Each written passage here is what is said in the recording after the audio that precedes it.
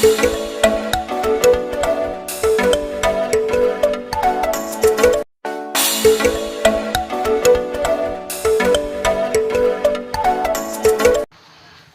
नमस्कार, आप देख रहे हैं Sushil Kumar Upadhyay YouTube channel. Sushil Kumar Upadhyay YouTube channel पूरे देश से तमाम संविदा कर्मचारी, साक्षरता कर्मचारी, बेरोजगार, किसान की आवाज़ बराबर देश पटल पे पहुंचाता रहता है। साथियों, आज की हम विशेष रिपोर्ट आपको दिखाएंगे किस तरह से बेरोजगार, युवा, शिक्षा प्रेरक सभी लोगों ने मिलकर सरकार का जन्मदिवस, माननीय प्रधानमंत्री का जन्मदिवस राष्ट्रीय बेरोजगार दिवस के रूप में मनाया है और किस तरह से तमाम पार्टी सरकार का विरोध कर रही है, चाहे कांग्रेस पार्टी हो, चाहे सपा हो, चाहे तमाम युवा बेरोजगार हो। सब लोगों ने मिलकर 17 सितंबर को बेरोजगार दिवस के रूप में माननीय प्रधानमंत्री का जन्म दिवस मनाया है और किस तरह से तमाम पार्टियां इस सरकार के खिलाफ बगावत पर उतर आई है, किस तरह से युवा बेरोजगार परेशान है, किस तरह से तमाम जो कर्मचारी हैं, जो युवा हैं, किस तरह से मुख्यमंत्री पोर्टल पर अपनी आवाज़ को उठा रहा है।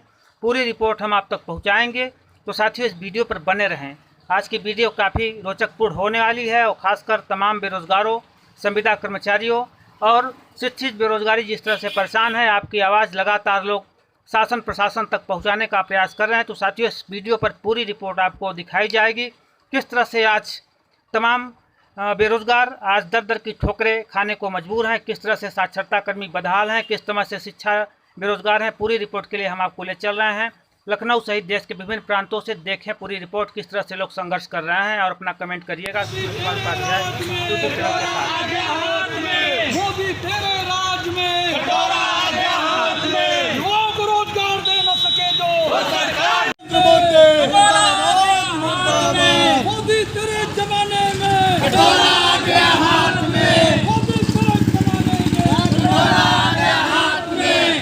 चैनल के नेता थे, उनकी रिवॉल्वर की तस्वीर एमआरआई वाली न छपती। कितने अच्छे वो थे कि उन्होंने एमआरआई की मशीन का नुकसान कर दिया।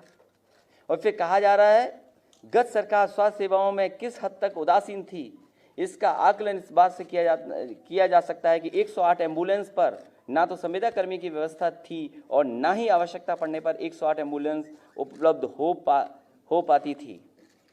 कमाल है, आंकड़े आपके पास होंगे। 108 एम्बुलेंस और ये सुविधा देना चाहते हो। अब तो सरकार आपकी है। हम तो कहते हैं कि 108 के जो कर्मचारी हैं, जो कभी कभी अपनी मांग उठाते हैं, जिस तरीके से शिक्षा मित्र अपनी मांग उठाते हैं, जिस तरह आंगनवाड़ी के लोग अपना सवाल उठाते हैं, आशा कार्यकर्ता सवाल उठाते हैं, या फिर रसोइया वाले कभी कभी सवाल उठाते हैं, रोजगार सेवक वाले सवाल उठाते हैं। आपकी तो सरकार दोनों जगह है, 2 इंजन वाली सरकार है। ये तो बुलेट ट्रेन से ज़्यादा तेज चलनी चाहिए। 2 इंजन, उत्तर प्रदेश का और केंद्र का इंजन दोनों साथ साथ चलें तो कितनी रफ्तार होगी। तो ये कम से कम इनकी समस्याएं समाधान कर दो आप। बेसिक शिक्षा, आप बेसिक शिक्षा के बारे में श्वेत पत्र किया है। खाना हम दे रहे थे अक्षय पात्रा से। सरकार समाजवादियों की होती तो उत्तर प्रदेश के हर जिले में एक ऑटोमेटिक किचन होती। उत्तर प्रदेश शासन की सीएम हेल्पलाइन सेवा में आपका स्वागत है। आंतरिक प्रशिक्षण एवं गुणवत्ता के मूल्यांकन के लिए आपकी कॉल उठाई जा रही है।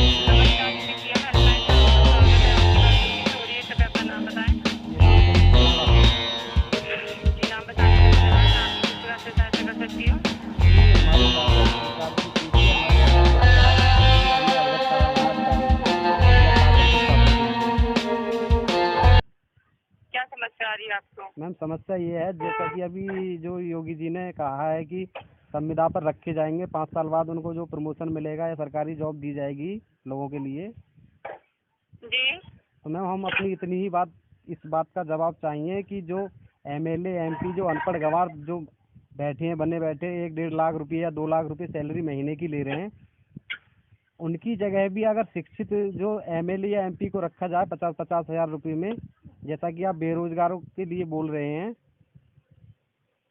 जी जी। तो मैम उनकी जगह पे एमएलए और एमपी को 50-50 हजार रुपये में रखा जाए, जो शिक्षित और पढ़े लिखे हैं।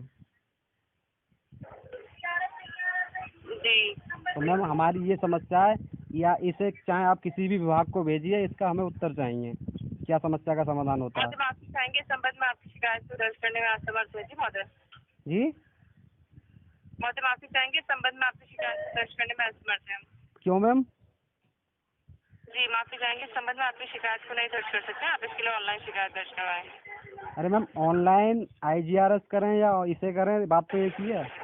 जी महोदय माफी चाहेंगे, इस संबंध में आपकी शिकायत को दर्ज करने में असमर्थ हैं। तो मैम हमारे डीएम के लिए लिख दीजिए ना, हम डीएम के लिए लिख रहे हैं, डीएम कोई सी जी जिलाधिकारी तो को। फिर आप डीएम के लिए यदि आप दर्ज करवाना चाह रहे हैं तो आप डीएम ऑफिस से स्वयं से लिखित में दे सकते हैं। जी महोदय। नहीं तो आप ही यहीं से कर दीजिए ना, हम डीएम के लिए लिखवा रहे हैं। महोदय माफी चाहेंगे, यहाँ से आपकी शिकायत को दर्ज करने में असमर्थ हैं हम। जी महोदय। नहीं मैम, आप जो असमर्थ क्यों, आप भी क्यों गवर्नमेंट की चाटुकारिता कर रहे हो, बताइए, आप शिकायत तक नहीं लिख रहे हो। जी मैं आपसे माफी चाहूंगी, इस संबंध में आपकी शिकायत को दर्ज करने में असमर्थ हैं हम। नहीं, अब भी आप भी सरकार की तह में काम कर रहे हो, बताइए, कोई शिकायत तक लिखने वाला नहीं है, कोई किसको समस्या सुनाए हो अपनी, बताइए, ये हेल्पलाइन नंबर किस लिए जारी किया गया है, बताइए। जी मैं माफी चाहूंगी, इस संबंध में आपकी शिकायत को दर्ज करने में असमर्थ हैं हम। नहीं तो बताइए किस प्रकार की शिकायत करेंगे, फिर आप दर्ज ये बताइए, उसी प्रकार की दर्ज कराएंगे।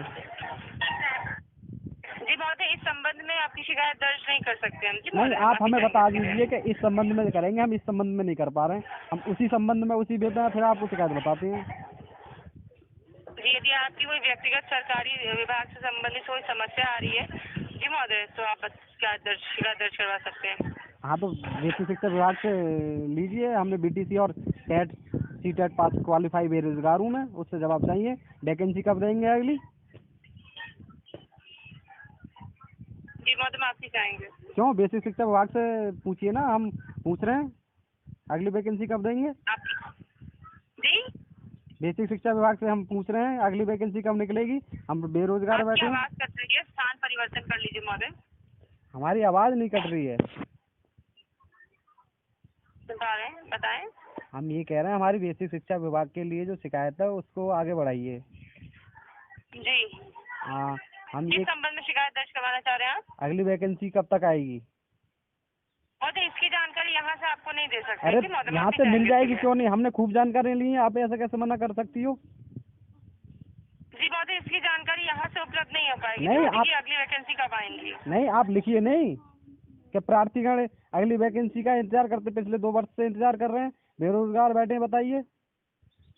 जी महोदय माफी चाहेंगे, संबंध में आपकी शिकायत को दर्ज करने में असमर्थ है। फिर किस प्रकार की शिकायत दर्ज करोगी, ये बताइए, कोई सी शिकायत दर्ज जी करोगी। महोदय आपको बताया जा चुका है, यदि आपकी कोई मुख्य समस्या है तो कृपया वो बताएं। मुख्य, ये तो सबसे बड़ी समस्या है बेरोजगारी की। महोदय माफी चाह रहे हैं, इस संबंध में आपकी शिकायत को दर्ज करने में असमर्थ है। क्यों नहीं करोगी, ये तो रीजन तो बता दो, एक रीजन बता दो ना कि ये इसलिए नहीं करेंगे।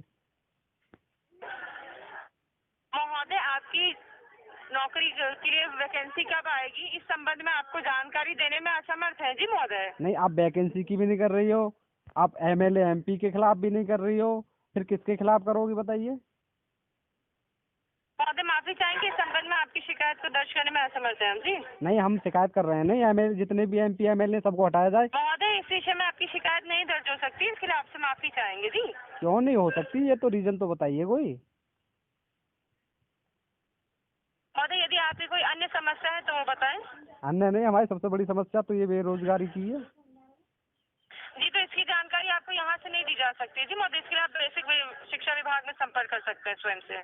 बेसिक शिक्षा विभाग में हम क्यों संपर्क करेंगे, आप जो हेल्पलाइन नंबर चलाया है लोगों की हेल्प करने के लिए ही तो समस्या आप सुनोगी, हम थोड़ी ना जा रहे हैं वहाँ, हमने क्या बेसिक विभाग का वो कार्यालय देखा है।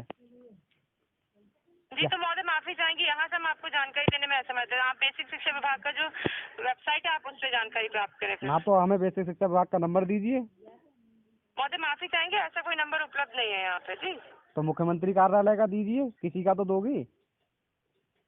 माफी चाहेंगे महोदय, आपको अन्य जानकारी देने में असमर्थ है। फिर किस प्रकार की जानकारी दोगी, ये तो बता दो। महोदय यदि आपकी कोई शिकायत है तो आप वो दर्ज करवा सकते हैं संबंधित विभाग। जी महोदय। शिकायत तो बहुत बढ़िया, बेरोजगार है, बताइए, किसी ने सुसाइड कर ली, जी मर तो गया। इस संबंध में आपकी शिकायत दर्ज करने में असमर्थ है, यदि आपकी कोई अन्य शिकायत है वो तो वो बताएं। नहीं, किसी ने सुसाइड कर ली, मर गया, तो फिर उसका क्या होगा बताइए। महोदय कृपया आप बात को समझने का प्रयास करें। इस संबंध में नहीं, हम सबकी बात समझ चुके हैं। 4 साल से ऐसे ही बैठे हैं, गवर्नमेंट कुछ कर नहीं रही है। अब बताइए किसके पास जाएं, ये बताओ। महोदय माफी चाहेंगे, आपको इस संबंध में जानकारी देने में असमर्थ है। मान लो कोई बच्चा अगर आहत हो गए, सुसाइड कर ले, उसका कौन जिम्मेदार होगा, ये बताइए। महोदय आप यदि कोई समस्या है तो कृपया आप अपनी समस्या शिकायत दर्ज करवा ये सकते तो हैं। सबसे बड़ी समस्या बताते जा रहे हैं, आप समझ कहाँ रही हो। जी तो महोदय इस संबंध में आपकी शिकायत को दर्ज करने में असमर्थ है। यदि आपकी कोई मुख्य समस्या है तो कृपया वो बताएं। अरे तो सबसे बड़ी मुख्य समस्या तो यही है, बेरोजगारी। तो महोदय मैं आपको यही अवगत करा रही हूँ, इस संबंध में आपकी शिकायत नहीं दर्ज की जा सकती है। यदि आपकी कोई अन्य समस्या है तो वो बताएं। तो आप हमें बता दो ना कि अन्य इस प्रकार की समस्या आपकी जो सॉल्व हो जाएंगी, बताइए। मैंने आपको अवगत कराई, यदि आपकी कोई सरकारी विभाग से संबंधित कोई समस्या है तो आपकी शिकायत दर्ज कर ली जाएगी। सरकारी विभाग बता तो दिया, बेसिक शिक्षा विभाग से समस्या है। पता ना जाने ऐसे कितने विभाग हैं जिनसे समस्या है लोगों को। जी तो आप अपना बताएं, आपको क्या समस्या आ रही है। हमने बेसिक शिक्षा विभाग का बता तो दिया, नई जी वैकेंसी क्यों नहीं महोदय, निकाल इसकी रहे हैं? जानकारी हम आपको यहाँ से नहीं दे सकते हैं जी कि वैकेंसी कब निकलेंगी। नहीं, निकाल क्यों नहीं रहे हैं? निकलेंगी का मतलब नहीं है, निकाल क्यों नहीं रहे हैं? महोदय इसकी जानकारी हमें उपलब्ध नहीं है जी महोदय। तो हमारी बात पहुंचाइए नहीं कि बच्चे परेशान है, शिकायत कर रहे हैं, वैकेंसी निकालिए। जी इसके लिए आप विभाग में संपर्क करें। विभाग में क्या, आप हमारे बेसिक शिक्षा विभाग के लिए शिकायत ट्रांसफर कीजिए कि बच्चों के लिए वैकेंसी निकालिए, बच्चे पूछ रहे हैं। जी महोदय माफी चाहेंगे आपकी असुविधा के लिए। यदि कोई आपकी अन्य समस्या है तो कृपया बताएं। इतनी सारी समस्या बताते जा रहे हैं और अन्य समस्या और क्या बताएं। जी तो इस संबंध में आपकी शिकायत को दर्ज करने में चलिए असमर्थ है। छोड़िए, जी, आपके महोदय, बस की माफी बात चाहेंगे। नहीं है। आप तो यही है कि आपके जो है आप कोई समस्या ना सुन पाएंगे, आप भी सरकार की चाटुकारिता कर रही हैं। जी यूपीसीएम हेल्पलाइन में संपर्क करने के लिए धन्यवाद आपका।